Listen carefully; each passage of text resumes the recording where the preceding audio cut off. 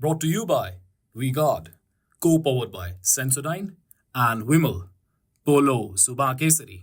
बीते कुछ सालों में अमेठी को लेकर राजनीतिक विमर्श बहुत बदल गया है। वो इस मायने में बदला है कि एक दौर था जब बीजेपी से कौन लड़ेगा उसको लेकर बहुत कन्फ्यूजन रहता था, बहुत लोग जल्दी चुनाव लड़ने के लिए तैयार नहीं होते थे। बीजेपी से तीसरी बार स्मृति ईरानी चुनाव लड़ रही हैं, लेकिन कांग्रेस से कौन लड़ेगा इस बात को लेकर अब भी पूरे देश की निगाहें टिकी हैं। हर दिन कुछ ना कुछ खबर आती है। आज स्मृति ईरानी जो केंद्रीय मंत्री हैं, बीजेपी के उम्मीदवार हैं, उन्होंने नामांकन का पर्चा भरा है। हमारे साथ खुद स्मृति जी हैं, बहुत कॉन्फिडेंट लग रही हैं 2014-2024 को। क्यों ना लगो, हम सबके पास मोदी हैं। अगर राहुल गांधी होते तो अंडर कॉन्फिडेंट दिखते। राहुल गांधी होते तो अंडर कॉन्फिडेंट, मतलब मैं समझ नहीं पाया। आप समझ नहीं पा रहे हैं? नहीं, क्यों झा साहब, वैसे तो आप ट्विटर पे बड़े समझदार बनते हैं। राहुल गांधी जिस पार्टी के नेता हैं वहीं पे कार्यकर्ता आपको अंडर कॉन्फिडेंट मिलेंगे।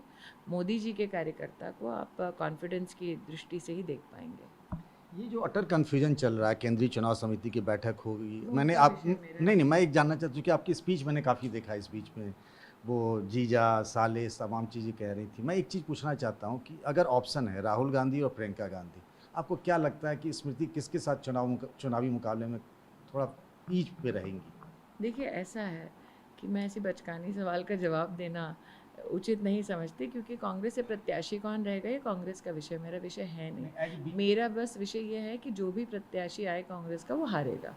इससे पहले जब आप चुनाव लड़ती थी तो आपका ये मुद्दा होता था कि राहुल गांधी ने या कांग्रेस ने इस अमेठी में क्या किया। अब तो वो नैरेटिव बदल गया है, चूंकि आप 5 साल बिल्कुल। सांसद रही, हाँ जी। तो आपको अपना हिसाब किताब तो देना पड़ेगा। हाँ बिल्कुल, मैंने 1,14,000 घर बनवाए, 4 लाख घरों में शौचालय बने, 3,50,000 घरों में नलके का कनेक्शन आया, 1.5 लाख घरों में पहली बार विद्युत का कनेक्शन आया, 4,20,000 किसानों को किसान सम्मान निधि मिली, गोमती नदी के ऊपर पुल बना, 262 गाँव में पहली बार पक्की सड़क बनी, AK 203 राइफ़ल की फैक्ट्री, उसके माध्यम से अब तक 27,000 फैक्ट्री की राइफ़ल्स भारत की सेना को डिलीवर हो चुकी हैं।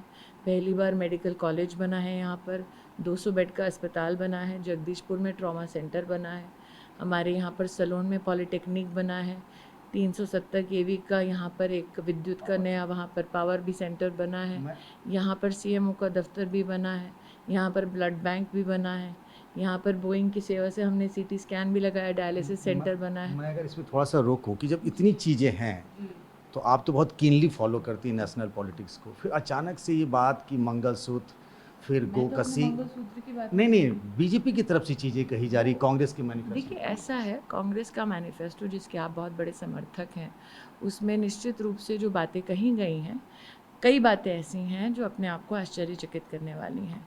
मैनिफेस्टो में लिखा है कि मुस्लिम्स को पब्लिक वर्क्स कॉन्ट्रैक्ट दिया जाएगा, आपने देखा है? टेंडर दिया जाएगा मुस्लिम्स को सड़क बनाने का। तो पहले भी समाज जी समाजवादी पार्टी का, आप तो जो सवाल कर रहे हैं मैं मुझे जवाब तो देने अच्छा, दीजिए जी। भाई साहब। तो पहली बार ऐसा हुआ है कि कांग्रेस पार्टी ने घोटाले का मैनिफेस्टो देते हुए ये कहा है कि हम सिर्फ एक धर्म विशेष को पब्लिक वर्क्स का कॉन्ट्रैक्ट देंगे। विजिलेंस का रूल और कानून ये कहता है आप गुणवत्ता के आधार पर काम देते हैं, किसी के धर्म या जाति को देखकर नहीं देते। अब तक शायद ये चर्चा में विषय नहीं आया होगा, आप जाकर उनका मैनिफेस्टो पढ़िए, आपको उसमें मुस्लिम लीग की निश्चित रूप से छाप मिलेगी। तो इससे पहले जब हम बात कर रहे थे कि सरकारी जो थी यूपी स्टेट गवर्नमेंट की, तो SC ST को भी कॉन्ट्रैक्ट में रिजर्वेशन मिलता ऐसा था। है भाई साहब, आप मुझसे भारत सरकार के चुनाव के बारे में बात कर रहे हैं ना। आप अगर समाजवादी पार्टी का इंटरव्यू लेना चाहते हैं तो उनसे बात नहीं, करिए। हम कह रहे हैं कि इस तरह के नियम पहले थे रिजर्वेशन को अगर लेकर। आप यूपी में समाजवादी पार्टी क्या कर रही है उसके नियम मुझे गिनवा रहे हैं, मैं आपको कांग्रेस के मैनिफेस्टो के ऊपर अपनी टिप्पणी दे रही हूँ।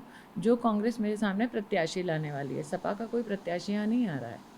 मैं एक चीज़ और पूछना चाह रहा था, एक चीज़ और चल आ रही है, मैं आपसे इसी बारे में जानना चाहता था। क्या जब सबका साथ सबका विकास, विकसित भारत, ये सारी बातें हो रही थी, उसके बाद अचानक से कि शरीयत लॉ आ जाएगा और तो पर्सनल लॉ उन्होंने ही तो सपोर्ट किया है ना,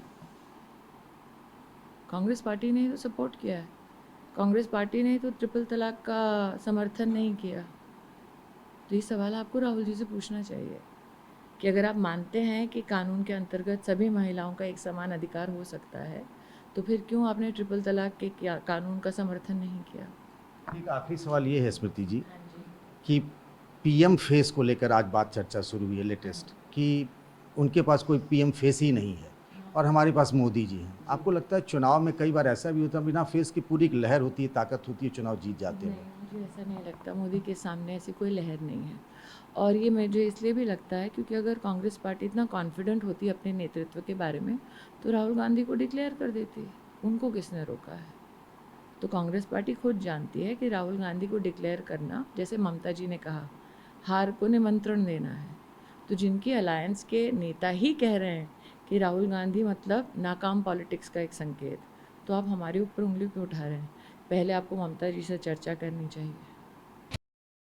Brought to you by VGuard, co-powered by Sensodyne and Vimal, Polo Subha Kesari.